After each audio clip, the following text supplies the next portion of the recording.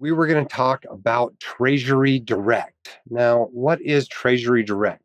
Well, Treasury Direct is a website run by the US government. Okay? If you go to treasurydirect.gov, you'll see all about it. And you can log into this and buy investments directly from the US government.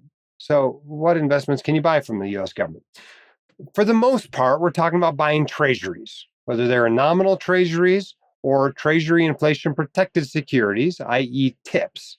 You can buy them directly from the US government there. You can also buy savings bonds, whether they are the EE bonds or the inflation linked I bonds. In fact, that's really the only way anybody's buying I bonds these days. It used to be you could buy them with, tax return kind of money and get, with your refund, you could get some I bonds. People don't really do that anymore. So if you want to buy I bonds, you go and open a Treasury Direct account. What you need to recognize, though, is that the US government is not very customer service focused, I think is probably the nice way to put this. This is not an awesome website to use. This is not an awesome agency to deal with. I hear people complain about the customer service experience at Vanguard a lot, and they're like, "Oh, Fidelity treats me better, or Schwab treats me better." Well, if you want to make Vanguard look like a rock star, go open an account at Treasury Direct. Okay, people get locked out of these accounts for months, because it's just relatively easy to screw things up. You put your password in there wrong, and all of a sudden you got issues. So it does have its issues.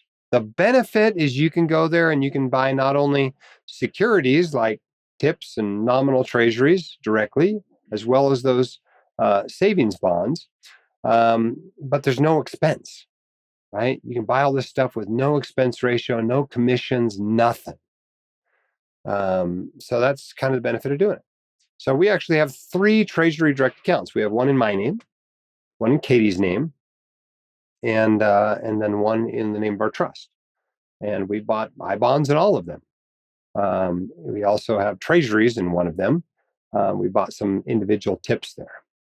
As we've talked about the complexity of our financial situation, we've decided maybe this is not such a great idea to have 3 additional financial accounts, not to mention be buying TIPS in 2 different ways, both through an ETF. We typically use the Schwab ETF with ticker SCHP, but also to own them individually, not necessarily a totally, specified ladder, but we own some 5 to 10 year individual TIPS in there that we bought over the years.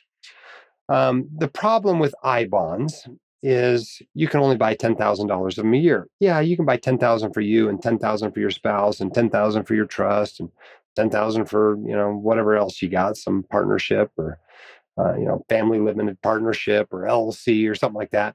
So you can create more entities and buy more of these. But each one of them has a different account, and it's only $10,000 per account that you can buy each year. If you're already wealthy, you're not going to catch up and get your I bonds to be a significant portion of your portfolio.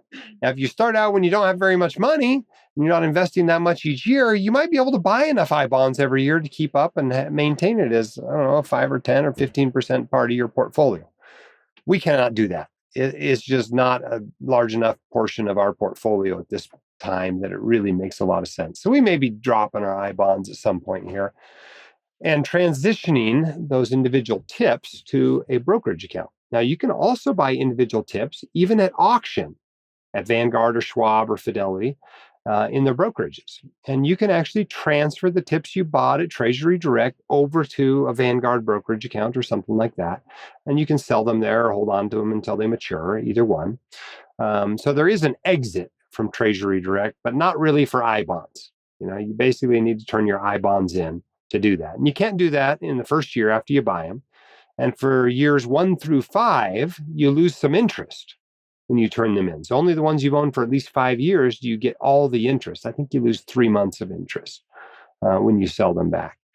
So there are some downsides to simplification there, but you really just got to decide if you want to deal with the hassle of having additional accounts to keep track of, and one in which it's particularly hassle-y It's a hassle to deal with Treasury Direct, and they're trying to make it easier to deal with. But even the login process takes me 3 times as long as it does with most of my financial accounts. And that's fine. I want it to be secure.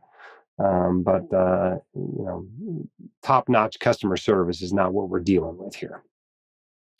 All right. I hope that's helpful about Treasury Direct. Check that out if you want to buy I-bonds, if that makes sense for your portfolio. Check it out if you want to build your own Treasury ladder with no commissions or any other fees or expense ratios or anything like that. But don't be surprised if you end up concluding the same as I do after a few years, that maybe the hassle isn't quite worth it. You're not getting the bang for your buck, maybe, like you hoped you would. The hosts of The White Coat Investor are not licensed accountants, attorneys, or financial advisors. This podcast is for your entertainment and information only. It should not be considered professional or personalized financial advice. You should consult the appropriate professional for specific advice relating to your situation.